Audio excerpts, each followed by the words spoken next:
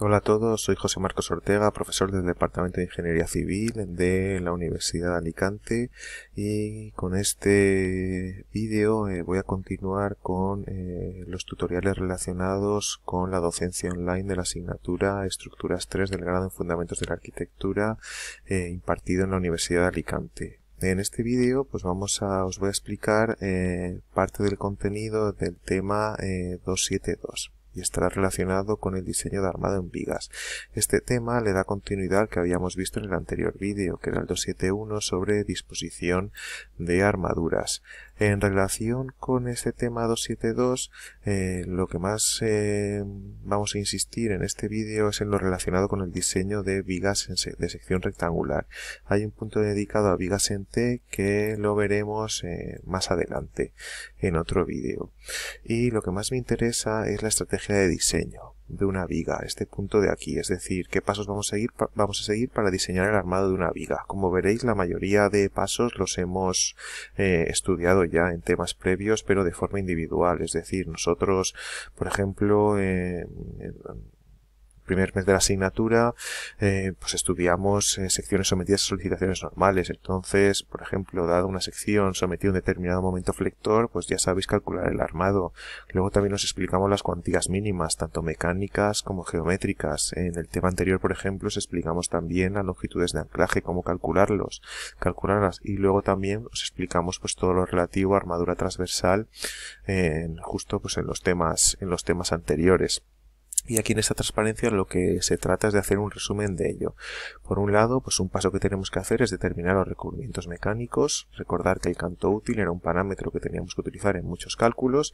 El recubrimiento mecánico lo podíamos calcular, acordaros, a partir del recubrimiento nominal, que ya lo vimos en su día en el tema de durabilidad, a lo cual había que añadir el diámetro de la armadura transversal, que lo podíamos estimar si no lo conocíamos todavía, más la mitad del diámetro de la armadura longitudinal que vayamos a disponer. También os decíamos que de forma simplificada, pues a falta de más datos, se puede tomar el canto útil aproximadamente 0,9 h. Esto, pues como os he dicho, lo que más suele preocupar son los ejercicios de exámenes, pues en ellos os diríamos algo o algún dato para calcular este recubrimiento mecánico a partir de la clase de exposición, recubrimiento nominal y diámetros de armaduras, o bien os diríamos que simplificadamente tomaréis un valor similar a este. Para el cálculo de la armadura longitudinal, pues teníamos que aplicar lo que vimos en el tema de secciones sometidas a solicitaciones normales. Es decir, nosotros tenemos que obtener el diagrama de momentos flectores en nuestra viga, y a partir de ella ver qué momentos diagrama de momentos flectores valor de cálculo, ya después de mayorar, combinar, etcétera, las acciones y cargas que estén actuando sobre esa viga, y con ello pues sabremos cuáles van a ser nuestras secciones de máximo momento flector en valor de cálculo. Entonces lo que podemos hacer es calcular, pues uno de los pasos que haremos, lo veremos en un ejercicio de aplicación donde lo entenderéis mucho mejor, pues es calcular el armado que necesitamos para esas secciones con los máximos flectores positivos y negativos. Después también podemos calcular pues las cuantías mínimas de armado que nos requiere tanto la cuantía mecánica como las cuantías geométricas, ¿vale? Porque aquí la filosofía es, en primer lugar, disponer un armado de base, es decir, un armado que esté presente en toda la viga, a lo largo de toda la longitud de la viga, tanto inferior como superior, y luego en las zonas donde tengamos momentos más elevados, momentos flectores más elevados, añadir pues una serie de armaduras de refuerzo. Y luego, pues una vez tengamos todo esto, pues lógicamente, como os avanzaba en el tema anterior, a esos armados de refuerzo que irán de un determinado punto a otro determinado punto de la viga, pues la normativa nos exigía que lo prolongáramos una determinada longitud, que es la longitud de anclaje. Y luego, respecto a la armadura transversal, poco hay que insistir, porque aquí ya la verdad es que lo dimos con mucha profundidad en el tema de cortante y de dimensionamiento de armadura transversal. Incluso ya vimos pues muchos ejercicios, por lo tanto esto es pues bastante, esto de aquí pues es reiterativo. a ello. Aquí hay un repaso, acordaros de las cuantías mínimas de armado, teníamos la cuantía mecánica, esta era una de las simplificaciones que había para la sección rectangular, también vimos otra, y luego las cuantías geométricas, que acordaros que era el 3,3 por 1000 para, en el caso de utilizar a 0B400, o el 2,8 por 1000 en el caso de utilizar a 0B500 de la sección bruta, y luego la cuantía mínima geométrica de armado para la armadura comprimida, pues era el 30% de los valores anteriores a tracción. Esto recuerdo que lo teníamos aquí en el libro de apuntes, me he pasado. Lo teníamos en el tema este de disposiciones. Aquí teníamos la otra expresión, la otra simplificación del mínimo mecánico de armadura traccionada para el caso de vigas.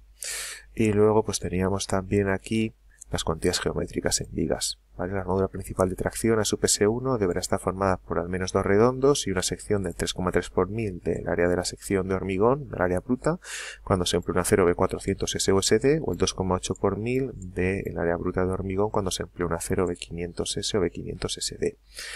Aquí nos indica a sub C, nos recuerda que era B por H, el canto por el ancho de la viga, y el mínimo geométrico para la armadura de compresión pues es el 30% de la obtenida aquí para la tracción, sí, y aquí los datos que tenéis es este 0,99 por 1000 es equivalente al 30% del 3,3 por 1000 que viene aquí, y este 0,84 por 1000 es el 30% de este 2,8 por 1000. Si hacéis el cálculo veis cómo viene aquí directo. Aquí pues lo han expresado así en el libro de apuntes. Quizás es más operativo calcular el mínimo geométrico de la área traccionada y el valor que obtengamos viene en milímetros cuadrados o viene en kilonewtons. Si lo hacemos en términos de capacidad mecánica, multiplicarlo por 0,3 y obtener directamente el valor en kilonewtons si es capacidad mecánica, o en milímetros cuadrados si es área de el mínimo geométrico para la armadura comprimida. Bueno, simplemente pues para que sepáis esto de aquí, que básicamente pues es lo mismo que pone aquí.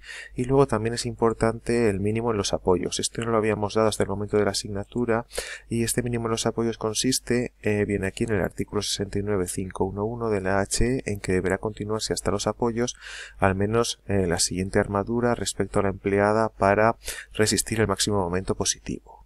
¿Vale? Un tercio de a sub S1 máximo hasta los apoyos extremos y un cuarto de a sub S1 máximo hasta los apoyos intermedios. A sub S1 máximo se refiere al área de acero traccionado necesaria en la sección del máximo momento positivo.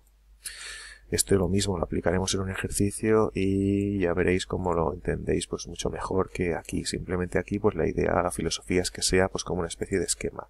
Y luego pues esto sería también de forma así resumida el proceso, lo que tendremos aquí, un poco relacionado con el refuerzo de armaduras. Como os he dicho, asumid que por ejemplo esto es una viga biapoyada sometida a una carga uniformemente distribuida, que estaría por aquí, y esta sería su ley real de momentos flectores.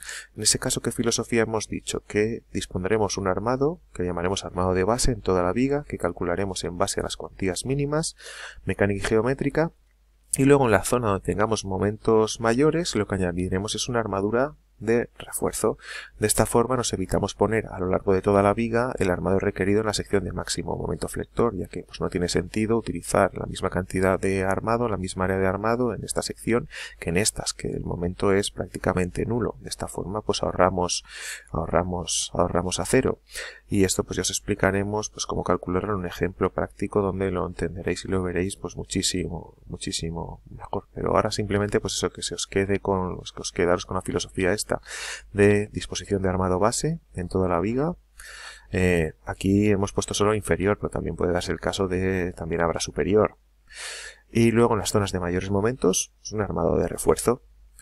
Y respecto a las longitudes de anclaje, acordaros, si este es el armado de refuerzo que va desde este punto a este, es necesario desde este punto hasta este punto de la viga estrictamente, a partir de la ley de flectores. Como os expliqué cuando dimos las longitudes de anclaje, este refuerzo hay que prolongarlo, la H nos pide que lo prolonguemos una determinada distancia. ¿Qué es esta distancia? Esa distancia pues es la L veneta a un extremo y a otro, a lo que hay que añadir un canto útil de por efecto del decalaje de la ley de momentos flectores a causa de la interacción entre flector y cortante en la viga, que esto venía en el artículo 44.234 de la EHE. Y nosotros, a efectos prácticos, pues cuando calculemos en nuestros ejercicios el anclaje, pues calcularemos la longitud básica de anclaje,